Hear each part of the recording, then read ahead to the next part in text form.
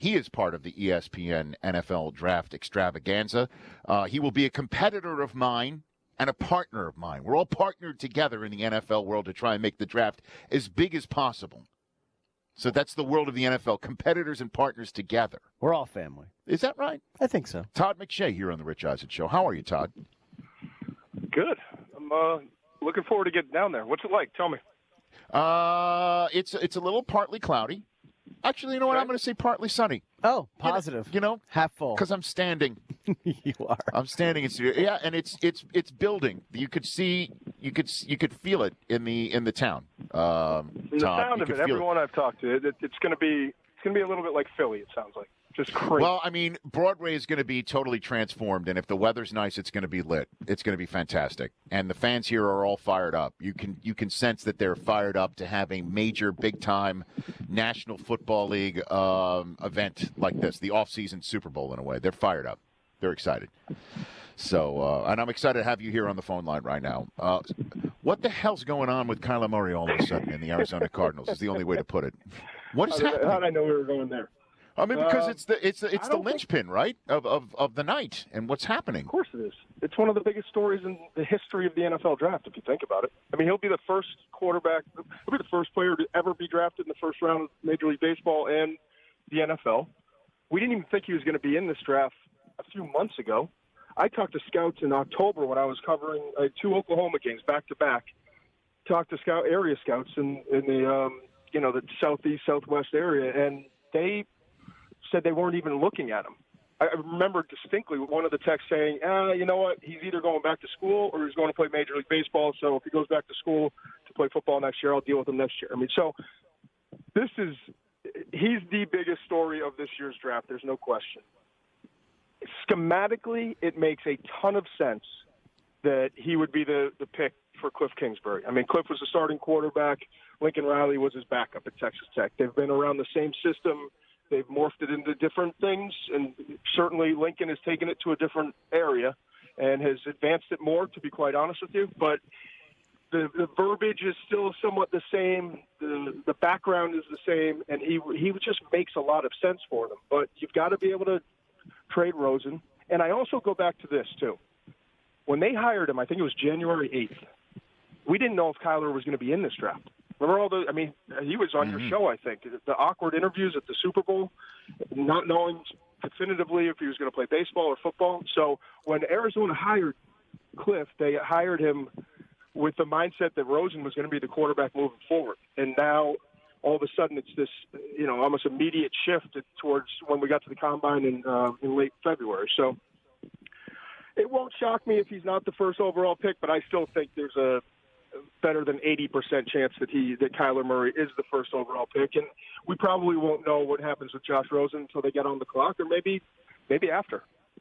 Yeah, I think that's a valid assessment that Rosen is definitely part of this equation when you talk about the evaluation of Murray. And in that regard, if they don't take Murray, then they have messed with the mind of Josh Rosen for the first 2-3 months of the Cliff Kingsbury administration there. And that's the thing that I find odd about Murray not being the first overall pick in this draft. And I know that part of the narrative has been driven by the media, and I understand that the Cardinals can't do anything about it with the exception of Steve Keim not saying that Rosen's a quarterback for now, or coming out and basically saying we're not taking him, which obviously wouldn't be the smart thing to do when you're trying to be open for business with the first overall selection. So this whole thing is so unique. I can't remember a situation like this where a team has an opportunity to take somebody that's such an outlier as the first overall pick in the draft after having selected a quarterback in the first round the previous year and either having to offload him or make nice with him. It's crazy. It is crazy. And either they have messed with his mind for the last several months, or that interview that he recently did with Josh Rosen, he's a great actor, because it clearly appears that he doesn't know. He thinks it's up in the air what's going to happen, and no one's really communicating with him, what the future holds in Arizona. So, and to your point, to do that to your starting quarterback, and then all of a sudden, if they go in a different direction, then all of a sudden, hey, we're all in. Let's go. Plus, he's a camp today. I mean, the whole thing is really bizarre. He's in the building right now. I know. Yeah. He's there. Today is when they're going to be having some more off-season activities. And by the way, he does not know. That's not an acting job. And the video you're referring to is that Sports Illustrated video that is a fascinating watch for anybody that wants to get some access to a young kid trying to figure things out. Or it's the worst ever Breaking Bad sequel I've ever seen. It was really with the RV in the desert, and Josh Rosen on top of the RV. It's the whole thing is nuts. So after that, I'm assuming Nick Bosa is first off the board in a name that's not Kyler Murray. Would you agree with that assessment? Yes, and I actually think part of all of this could be, it seems like a lot of people are starting to come out and say this week, "Well, we're not so sure," or "I have a source."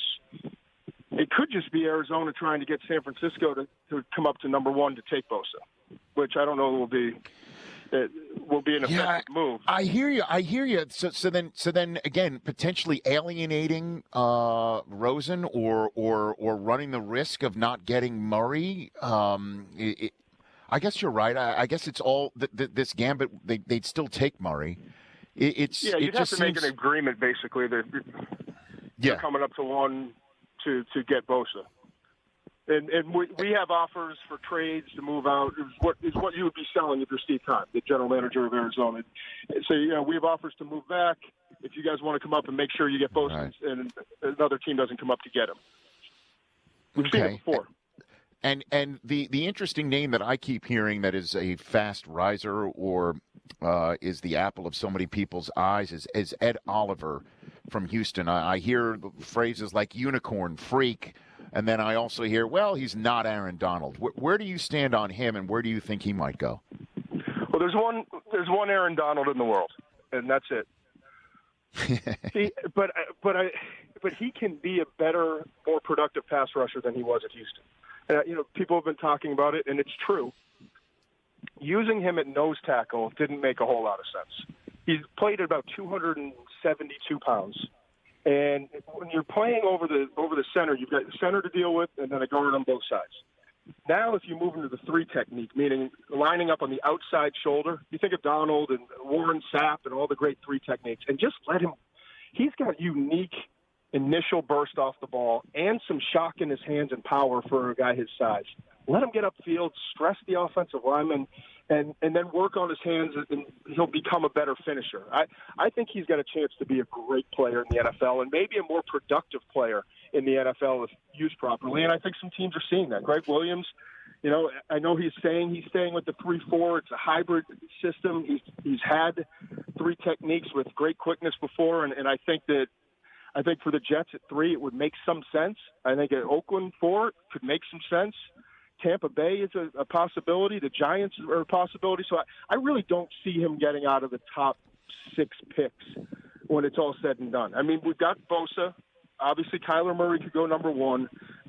You got Quinnen Williams, defensive tackle from Alabama, who's going to be a top 5 pick. Josh Allen from Kentucky, the edge rusher, 3-4 outside linebacker, who's going to be very likely a top 5 pick. And then I think Devin White, the off-the-ball linebacker from LSU, is the other guy that you have to factor in. But I think Ed Oliver is in that equation in terms of the top 6, 7 picks in this year's draft. And then last one for you, Todd McShay. I've got, obviously, if Murray goes number 1 overall or doesn't, let's say he doesn't, that would be obviously the biggest surprise of the draft. Then the next surprise of the draft would be a team that takes a quarterback we're not expecting. Who might that team be from what you're hearing right now, 2 days before the draft begins? It's such a mess, Rich. It really is. I mean, last year I didn't know that Baker was going to be the pick of Cleveland, but we knew the 4 quarterbacks were going to go somewhere in the top 10, 12 or so picks. And we knew that Cleveland was going to take one. We knew the Jets had already moved up to get one. The Giants were a question mark, but either it was going to be Saquon or quarterback. And then we had Buffalo, Arizona, and a couple other teams that were possibilities. This year, there's really, if you exclude Arizona, because technically, just on paper, they don't need a quarterback because they traded up to 10 to get Josh Rosen last year. So if you exclude Arizona, of the first 9 teams, the Giants are the only one sitting at 6 that really need a quarterback. And they're the ones telling everyone in the league, or telling everyone that can hear, that they're not going to take a quarterback at 6. So that's where it gets interesting. I don't think Denver's going to take one at 10. I think Cincinnati could if the right guy's there. I think maybe Dwayne Haskins is a possibility. I actually don't think Miami's going to take a quarterback at 13, unless maybe, if Kyler were somehow to possibly fall to 13. I think Haskins makes the most sense at Washington at 15, and maybe they move up to go get a guy. And then everyone keeps saying Daniel Jones for the Giants at 17, or the Giants could move up a few spots. We'll see. I think it's a big reach. I've stated it. I think he's a good player, but I think he's a great backup who could be a starter. But those guys I like to draft on day 2. So to me, there are 3 first-round quarterbacks in this year's class, and those are the teams really between 10 and 17 that I think are the most likely to make a move.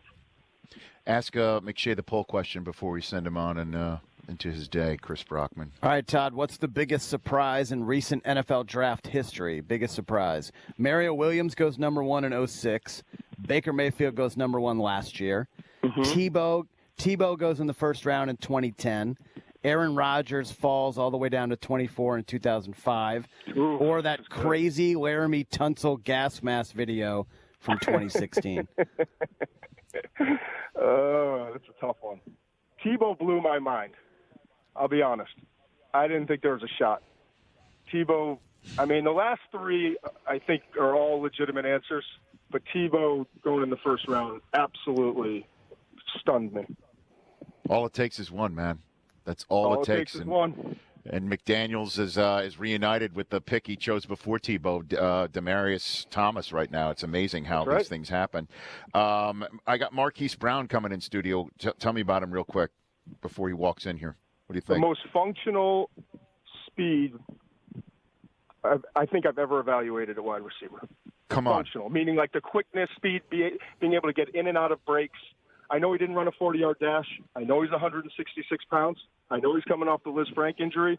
I would take that dude in the top 15, and I would sleep really well on Thursday night. No kidding. Yeah, and I know he's going to fall. He's going to go in the 20s probably. That's what everyone's saying.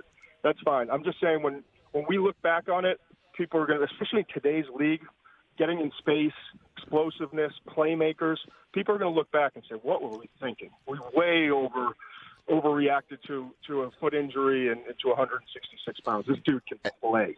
So you think the Steelers might take Antonio's cousin to replace him? What do you think? Probably not. Probably not. I think they might just stay away. Oh my God, that would be amazing. I would love that. I would love that on Thursday night, man. I would love that. I love your Todd, angles. You always have the angles, man. I try, man. I'm trying. Hey, I'll see you in Nashville. I'll see you when you get down here. Just let me know when you're here. Look forward to it.